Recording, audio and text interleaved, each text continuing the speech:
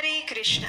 भगवान भोलेनाथ और माता पार्वती के पुत्र, देवताओं में प्रथम पूजनीय, रिद्धि सिद्धि के स्वामी गजानन महाराज, जो हम सबको प्रिय हैं और जो किसी भी कार्यों में आने वाले विघ्नों को दूर कर देते हैं, सफलता प्रदान करते हैं, जिनकी पूजा करने से सभी कार्य सफल हो जाते हैं और जो बल, बुद्धि और विवेक के प्रतीक माने जाते हैं, ऐसे भगवान गणेश की विशेष पूजा अर्चना करने का दिवस यानी विनायक चतुर्थी, जो प्रत्येक मास में आती है। भगवान गणेश को प्रसन्न करने के लिए विनायक चतुर्थी व्रत अत्यंत फलदायी माना गया है। प्रत्येक मास के शुक्ल पक्ष में आने वाली इस गणेश चतुर्थी को विनायक चतुर्थी कहा जाता है। इस दिन अगर भगवान गणपति महाराज की पूजा पूरी श्रद्धा और निष्ठा से की जाए तो वे अत्यंत प्रसन्न होते हैं। इस दिन भक्त व्रत उपवास रखकर भगवान गणेश जी की पूजा आराधना करके उनकी दिव्य कथाओं का श्रवण करते हैं और अपना मनोवांछित फल प्राप्त करते हैं। तो चलिए आज की इस वीडियो में हम भी विनायक चतुर्थी के अवसर पर भगवान गणेश जी की सुंदर कथा का श्रवण करते हैं और उनकी पूजा विधि संध्या के समय किस तरह करनी चाहिए उसका भी विवरण हम आपको बताएंगे। तो चलिए आज की इस वीडियो को आरंभ करते हैं। मार्गशीर्ष मास की परम पावन विनायक चतुर्थी इस बार 5 दिसंबर 2024 गुरुवार को मनाई जा रही है। इस दिन सुबह ब्रह्म मुहूर्त में उठकर अपने नित्य कर्म से शुद्ध होकर भक्त लाल वस्त्र धारण करके सबसे पहले गणेश जी की प्रतिमा को स्वच्छ स्थान पर स्थापित करते हैं। उसके बाद शंख और घंटनाद के द्वारा भगवान गणेश जी का आवाहन करते हैं। उनके समक्ष बैठकर अपने व्रत का संकल्प लेते हैं। जिनके पास गणेश जी की मूर्ति है वे उनका गंगा जल से अभिषेक या स्नान करवाते हैं। चंदन, कुमकुम और फूलों के द्वारा गणेश जी का श्रृंगार करते हैं और उनके समक्ष धूप और दीप जलाकर उन्हें अर्घ्य प्रदान करते हैं। तत्पश्चात गणेश जी की आरती की जाती है, उनके स्तोत्र का पाठ किया जाता है और उसके बाद उनको प्रिय लड्डू या फिर मोदक का भोग लगाया जाता है। इस प्रकार भक्त संपूर्ण दिन उपवास करते हैं और संध्या के समय भी विशेष रूप से उनकी पूजा आराधना करते हैं।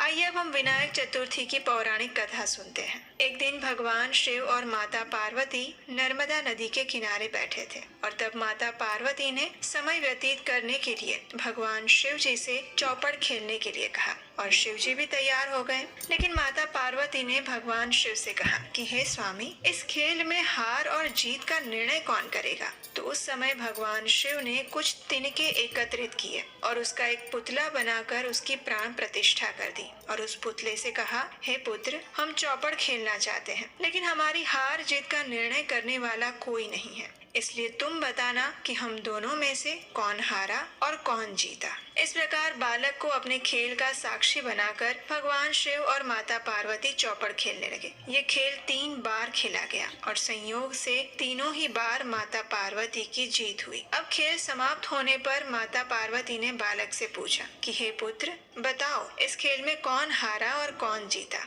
तब उस बालक ने महादेव जी को विजयी बताया और ये सुनकर माता पार्वती अत्यंत क्रोधित हो गई। क्रोध में आकर उन्होंने उस बालक से कहा, हे दुष्ट बुद्धि बालक, तुमने ना जाने किस कारण से ये गलत निर्णय लिया है, लेकिन मैं तुम्हें श्राप देती हूँ कि आज से तुम अपंग होकर कीचड़ में ही पड़े रहोगे। माता पार्वती को इस प्रकार क्रोधित देखकर उस बालक ने माता पार्वती से क्षमा याचना की और कहने लगा कि माता, मुझसे अज्ञानतावश ऐसा हुआ है, मैंने किसी द्वेष भाव में ऐसा नहीं किया। जब उस बालक ने इस प्रकार आर्द्र स्वर से क्षमा याचना की तो माता पार्वती ने कहा, हे बालक, मेरा ये श्राप मिथ्या नहीं जा सकता, लेकिन कुछ समय के बाद यहाँ गणेश पूजन के लिए कुछ नाग कन्याएं आएंगी। उनके कहे अनुसार तुम भी गणेश जी का व्रत करना और ऐसा करने से तुम मुझे प्रसन्न कर पाओगे। इतना कहकर माता पार्वती शिव जी के साथ कैलाश पर्वत पर चली गई। अब समय बीतने लगा। 1 वर्ष के बाद माता पार्वती द्वारा कहे अनुसार उस स्थान पर कुछ नाग कन्याएं आई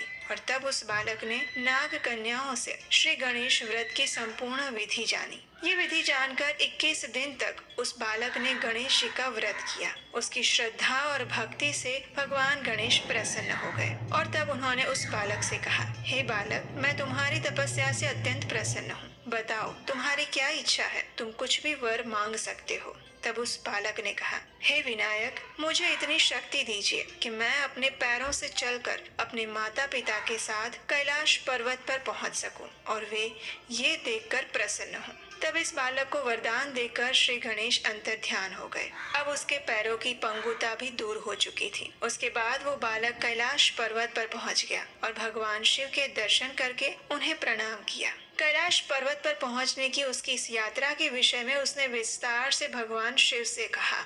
अब उस समय माता पार्वती भी चौपड़ की हार जीत के इस निर्णय के कारण शिव जी से विमुख हो चुकी थी। इसलिए देवी के रुष्ट होने पर भगवान शिव ने भी बालक के बताए अनुसार 21 दिनों तक श्री गणेश का व्रत किया। इस व्रत के प्रभाव से माता पार्वती के मन से भगवान शिव के लिए जो नाराजगी थी वो समाप्त हो गई और पुनः माता पार्वती शिव जी के साथ कैलाश पर प्रेम पूर्वक रहने लगे। माता पार्वती के पूछने पर भगवान शिव ने इस व्रत की विधि माता पार्वती को सुनाई और ये सुनकर माता पार्वती के मन में भी अपने पुत्र कार्तिकेय से मिलने की इच्छा जागृत हुई। तब माता पार्वती ने भी 21 दिन तक श्री गणेश का ये व्रत किया। दुर्वा, फूल और लड्डुओं से गणेश जी का पूजन किया और व्रत के 21वें दिन ही कार्तिकेय स्वयं माता पार्वती से मिलने आए और उसी दिन से ये श्री गणेश चतुर्थी का व्रत समस्त मनोकामनाओं की पूर्ति करने वाला व्रत माना गया है। इस व्रत को करने से कहा जाता है कि मनुष्य के सभी कष्ट दूर हो जाते हैं और वो समस्त सुख, सुविधा और ऐश्वर्य को प्राप्त कर सकता है।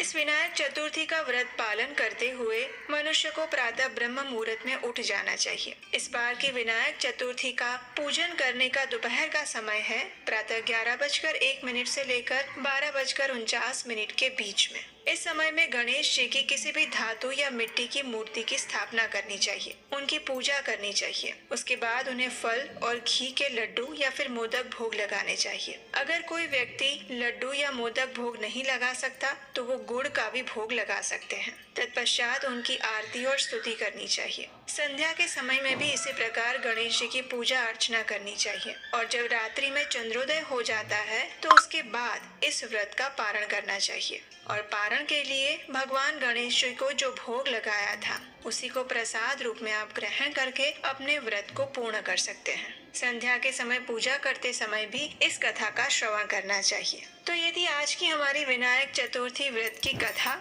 और उसकी विधि। हमें आशा है कि ये कथा आपको अच्छी लगी होगी और अगर ऐसा है तो इस वीडियो को लाइक अवश्य कीजिए और अपने मित्रों और परिवारजनों को भी शेयर करते रहिए। ऐसी ही पवित्र कथाओं को निरंतर सुनते रहने के लिए आपके अपने इस चैनल को याद से सब्सक्राइब कर लीजिए, नोटिफिकेशन ऑन रखिए ताकि अगले व्रत और पर्व की जानकारी भी आपको सरलता से मिल जाए।